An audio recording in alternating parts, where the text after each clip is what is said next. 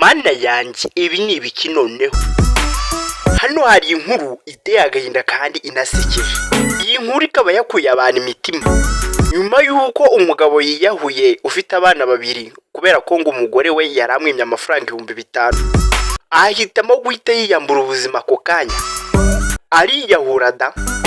Abagabo murashize we, mugeze ku rwego rwo kwimwa 5,000 mugahita mwiyahura. Mana yanjye tabara ni ukuri rwose. Ahangaha ni mu karere ka Kamonyi. Umugabo ufite urugo ufite n'abana babiri n'umugore yaje kubwira umugore we ngo namuguze 5,000. Murabizi neza nyine abagore bakunda amafaranga, hari ukuntu waka umugore amafaranga ntahita yaguha. Umugore arizo yaza gake atayakoreka sha nguha yikise kugira uyanywera agacupa.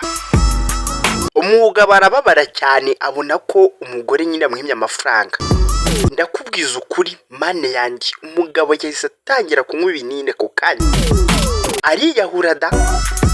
Gusa muri uku kwiyahura kwe ubwa mbere abaturage bamubonye bamwaka ibinini ndetse ngo bamushira mu nzu baramufungirana bavuga ati atagira harya, tugasanga nyine byabaye ibibazo. Yewe bumvaga nyine basa nkaho bamukijije ikibazo nyine yari afite, gusa ngo amatwi ari mu rupfu ngo ntiyumva. Ugira ngo byagenze gute?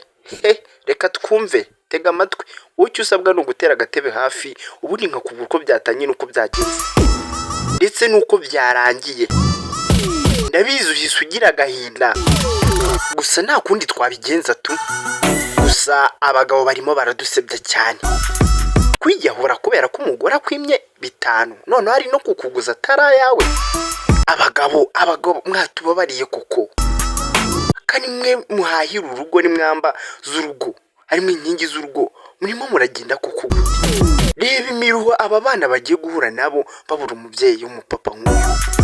Ariga narababwiye uku kwezi kwa 7 n'ukwezi kwa 12 ni ibibazo gusa, murage muri menge mwirinde kuko hirya no hino hari kumvikana inkuru zitandukanye kandi ziteye ubwoba, yewe ziteye n'agahinda tu. Rero nabagira inama yo kwitonda kuko iri zuba ntabwo ridusiga amahoro byakaze. Nkomeza gushimira wowe uri kumva biri hanze kabiri ngo haye ikaze, nongera kukwibutsa gukora subscribe ndetse nihaza n'akazogera ugakandi ndetse gukanda akazogera biba bigaragaza ko uri umukunzi wacu ndetse kandi uzaharanira kutugumaho natwe tukajya tukugezaho amakuru meza kandi mashyashya yizewe. Ni mu karere ka Kamonyi aho hongeye kumvikana inkuru y'incamugongo ndetse yatunguye abantu ndetse ikanabatera ubwoba, ubwo umugabo ufite urugo ndetse n'abana 3 n'umugore yajwe kwimwa n'amafaranga n'umugore we 5,000 nawe akahita yitamo kwiyambura ubuzima. Bivugwa ko uyu mugabo ngo yari amaze iminsi yaka umugore we bana mu nzu ndetse amwaka 5,000. ngo byatangiye gake gake amwaka amafaranga amubwira ati wangujije 5,000 madamu. Umugore nawe ntago yigize amuha amafaranga, ngo yaje kurindiraho gatoya kugira ngo wenda azayamuhejo cyangwa mukanya. Umugabo ntago yigize abyumva neza, ahubwo icyo yabashije gukora ngo yesa ajya kugura ibinini ngo yatangiye kubinywa ndetse ngabinywa bwangu. Bamwe mu bana be baje kumubona ari kunywa ibinini bagenda babwira abaturanye kuko uyu mubyeyi ntago yari yagiye. Ari bw'abaturanyi baje ndetse bagasanga uyu mugabo arimo ariyahuza ibinini kugira ngo apfe cyangwa yiyambure ubuzima. Uyu mugabo baje kumufasha ndetse baranamutabara bamushira mu nzu. Gusa kumushira mu nzu kwabo ntago bari bazi ko umugambi yawugambiriye ndetse afite umugambi muremure koko ameze nk'uwari wahaza ubuzima yumvaga adashaka kubaho. Abaturage baje kuguma hanze bazi ko umuntu bamaje kumushira muri foromire nzima ndetse kubijyanye no kwiyahura babimukijije burundu. Ariko bongeye gufungura umugore yaje kuko bagiye gutabaza umugore aho yari yagiye, umugore abaraje. Uyu mugore baramufunguriye aza mu nzu, akigera mu nzu nibwo baje gusanga umuntu ari gusamba.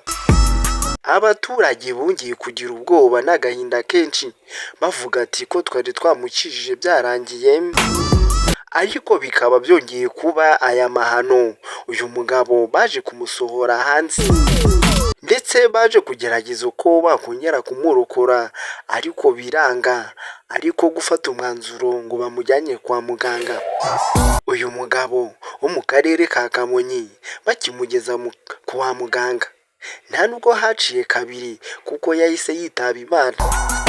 Benshi mu baturage bagize ubwoba ndetse benshi bafite amaganya menshi bibaza ati ibi bintu ni ukubera iki bibaye gutya umuntu azire bitanu. Ndetse ariko abaturage benshi bakomeje kwibaza ibibazo bitandukanye, bamwe bahahamutse bavuga ati abagabo badushizeho. Icyakunze kubabaza aba baturage ni aba bana batoya bagiye kuba imfubyi kandi bari bafite se. Benshi ati ese yagakwiye kwiyambura ubuzima kubera ko bari bamwimye bitanu. Abandi ati ntabwo byari bikwiye kuba rwose kuko twari tukimukeneye. Gusa uyu mugabo mu kuguza umugore we ibihumbi bitanu, umugore yabimwima akihita ahitamo kuvuga ko yahita yiyahura. Ngo uyu mugabo nawe ngo yari amaze iminsi aguza umugore we. Icyababaje uyu mugabo nuko nawe yaje kumubwira ngo namuguze bitanu kuko ngo hari icyo yashakaga kubikoresha, atungurwa no kubona umugore we ayamwima. Kuri we yumvishije bimubabaje cyane ndetse ngo umujinya mwinshi muri we abona nta kintu yakora ariko guhita afata umwanzuro wo gutangira kwiyahura.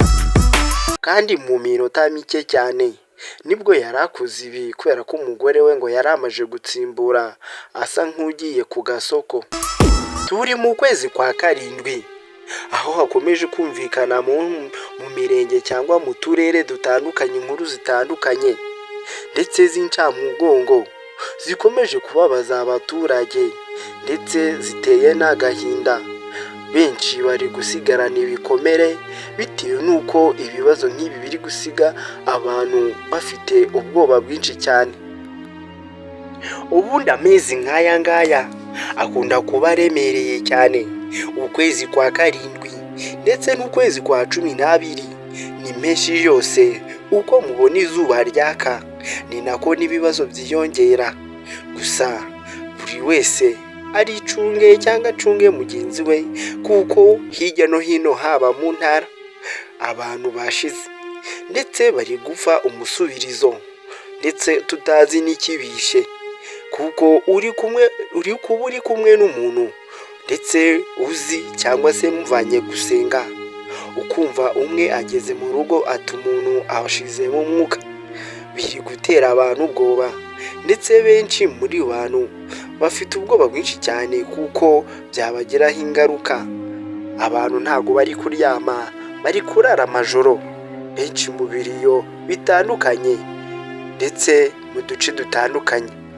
Uyu mugabo ndetse ngo nubwo yaje kwiyambura ubuzima muri ubu buryo azize yuko bamwimye bitanu ndetse ngo kwari no kubimuguriza.